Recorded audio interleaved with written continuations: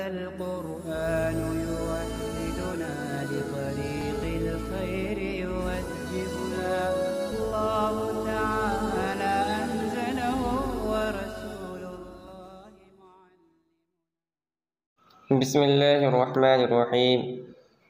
चौथा सबक, ये सबक गुज़िश्ता असबाक को मज़बूत करने के लिए है। उस्ताद साहब सवाल करें और तलबा जवाब दें। तो ये कोई मुस्तकिल सबक नहीं है, बल्कि जो मासबक 3 असबाक हमने पढ़े हैं उसी के ताल्लुक़ से ये मश्क है, तमरीन है, और इन सवालात के जवाबात आपको देने हैं। अब अगर बराह रास्त तालिब इल्म हमारे सामने होता तो हम उससे ये सब सवालात करते और हमसे जवाब देता, मगर आप अपने तौर पर ये एक एक को ले लें। जैसे इल्म की तारीफ़ बताओ और बगैर किताब देखे हुए फट से आपके जहन में उसकी इल्म की तारीफ़ आ जानी चाहिए, ज़बान से निकल जानी चाहिए। तो ये आसान मंतिक़ जो है ये इस फ़न की बुनियादी किताब है और इसके अंदर फ़न मंतिक़ की इस्तिलाहात है, तो इनको अज़बर करना है। अगर ये अज़बर हो जाए तो जो फ़न मंतिक़ की दीगर किताबें हैं, मिरक़ात है, शरह तहज़ीब है, ये आपको इन इस्तिलाहात की याद करने के बाद समझने में बहुत ज़्यादा मुआविन साबित होंगे। तो हम सिर्फ सवालात पढ़ लेते हैं, जवाबात आपको तलाश करें। जो पिछले 3 सबक के अंदर ये सारे सवालात के जवाबात मिल जाएंगे। सबसे पहले इल्म की तारीफ़ बताओ, तसव्वुर की तारीफ़ बताओ, तस्दीक़ की तारीफ़ बताओ, तसव्वुर बदीही की तारीफ़ और मिसाल बयान करो, तसव्वुर नज़री की तारीफ़ और मिसालें बयान करो, तस्दीक़ बदीही की तारीफ़ मा मिसाल बयान करो, तस्दीक़ नज़री की तारीफ़ मा अमसला बयान करो, मुआरिफ़ की तारीफ़ बयान करो, तारीफ़ किसको कहते हैं, कौल शारिह किसको कहते हैं, दलील की तारीफ़ बयान करो, हुज्जत किसको कहते हैं। उसके बाद नज़्र फ़िक्र की तारीफ़ बताओ, मंतिक़ की तारीफ़ बयान करो, तरतीब किसको कहते हैं, मौज़ू की तारीफ़ करो, मंतिक़ की ग़रज़ क्या है, मंतिक़ का मौज़ू क्या है। तो ये चौथा सबक जो तमरीन की शक्ल में था वो पूरा हुआ। अब हम 5वां सबक शुरू करते हैं। 5वां सबक दलालत और वज़ाअत। इसमें इन दोनों उन्वान से बहस किया जाएगा। और इससे पहले आप ये समझें कि देखिए हर एक का अपना मैदान होता है।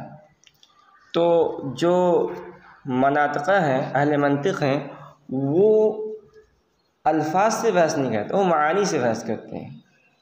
उसके बरख़िलाफ़ जो नुहात हैं, अहले इल्म नहव है, वो अल्फाज से बहस करते हैं। इसलिए आपने जब इल्म नहव की तारीफ़ पढ़ी होगी हिदायत नहव के अंदर, तो उसका जो मौज़ू है अल-कलिमत वल कलाम, और उसको जो तारीफ़ की गई है अन्नहु इल्मुन बि उसूलिन युअरफ़ु बिही अहवालु अवाख़िरिल कलिमत सलात। इल्म नहव ऐसे उसूल का चंद ऐसे उसूल और क़वाइद के जानने का नाम है कि जिसकी मदद से आप तीनों कलमे के आखिरी को जान लें, मुअर्रब मबनी होने की हैसियत से, कि उसके आखिर में ज़बर आएगा, ज़ेर आएगा, पेश आएगा। इसी तरह जो सरफ़ी लोग हैं वो भी अल्फाज से बहस करते हैं, सीगों से बहस करते हैं।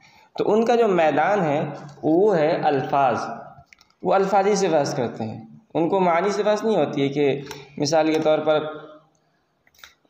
दलालत है तो दलालत के क्या माने हैं, और मिसाल के तौर पर लफ्ज़ हज है तो हज के माने क्या है, हज किसे कहते हैं, जिससे फ़ुक़हा बहस करते हैं।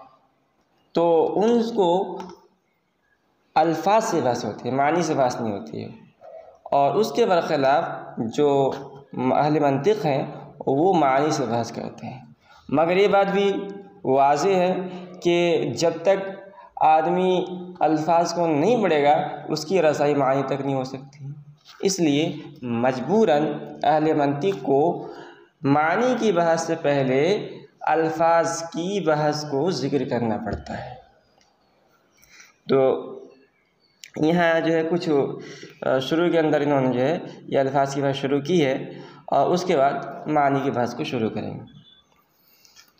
दलालत किसी चीज़ का ख़ुद ब ख़ुद कुदरती तौर से या किसी के मुक़र्रर करने से ऐसा होना कि उसके जानने से दूसरी नामालूम चीज़ का इल्म हासिल हो जाए।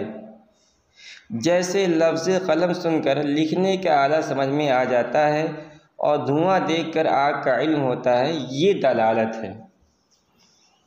तो उम्मीद है कि ये जो दलालत एक इस्तिलाही लफ्ज़ है, इसका मफ़हूम आपको समझ में आ गया। क्या मफ़हूम है इसका?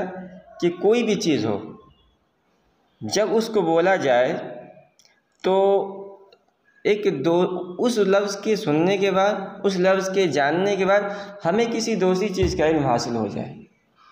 अब ये एक लफ्ज़ जो बोला गया और उसके जानने के बाद जो हमें दूसरी चीज़ का इल्म हासिल हुआ, इसको या तो वाज़े ने वज़ा किया हो, किसी बनाने वाले ने वज़ा किया हो, या कुदरती तौर पर ये पहले से वज़ा था। तो यहाँ इन्होंने एक मिसाल दी है जिसको वाज़े ने वज़ा किया है। तो वाज़े ने वज़ा किया है लफ्ज़ कलम को, लफ्ज़ कलम को वज़ा किया है कि जो लिखने का आला होगा उसके लिए लफ्ज़ कलम को वज़ा किया गया है। तो जब काइल कहने वाला जैसे ही हमारे सामने लफ्ज़ कलम का तलफ़्फ़ुज़ करेगा, उसको सुनते ही हमें एक दूसरी चीज़ यानी लिखने के आला ये हमें मालूम हो जाएगा। तो लफ्ज़ कलम ये दलालत कर रहा है लिखने के आले पर, इसी को कहते हैं दलालत। ये तो आगे बताएंगे वह दलालत लफ्ज़िया, इसलिए कि लफ्ज़ कलम का तलफ़्फ़ुज़ किया गया है, बोला गया है, उसके बाद हमें एक दूसरी चीज़ का इल्म हुआ। और एक होता है दलालत अक़लिया, उसमें तलफ़्फ़ुज़ नहीं होता है बल्कि उसमें अक़ल का दखल होता है। उसकी मिसाल ले रहे हैं, और धुआं देखकर आग का इल्म होता है। तो धुआं हमने देखा कि दूर कहीं से धुआं दिख रहा है तो हमें ये मालूम हो जाती है कि जो है वहाँ कहीं आग लगी हुई है, इसी वजह से धुआं का ज़ुहूर हो रहा है। तो धुआं देखकर आग का इल्म हो जाना, इसे कहते हैं मंतिक के इस्तिलाह में दलालत, और इसे दलालत अक़लिया कहते हैं। अब इस जो प्रोसेस है, ये एक लफ्ज़ बोला जा रहा है, उसको जानने के बाद दूसरी चीज़ का हमें इल्म हो रहा है, तो इसमें दो चीज़ें हो जाएंगी, एक होगा दाल और दूसरा होगा मदलूल। दाल किसे कहते हैं? पहली चीज़ जिससे इल्म हुआ है, जैसे लफ्ज़ कलम और धुआं। तो जिस चीज़ के जानने से हमें दूसरी चीज़ का इल्म हुआ है उसे कहेंगे दाल, मुशद्दद लाम।